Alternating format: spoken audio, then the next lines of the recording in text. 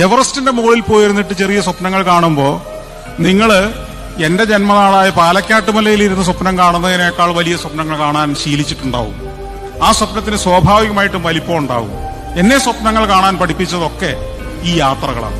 ഈ യാത്രകളിലൂടെ നമ്മളെപ്പോലെ 5.5 അടി പൊക്കവും എന്നേക്കാൾ തൂക്കവും കുറഞ്ഞ കൊച്ചു മനുഷ്യരാണ് ഈ അത്ഭുതങ്ങളെല്ലാം സൃഷ്ടിച്ചു വെച്ചിരിക്കുന്നത് എന്ന് തിരിച്ചറിയുമ്പോൾ എങ്കിൽ പിന്നെ എനിക്കും എന്തുകൊണ്ടായിക്കൂടാ എന്ന തോന്നൽ എനിക്ക് സ്വയം ഉണ്ടാവുന്നു.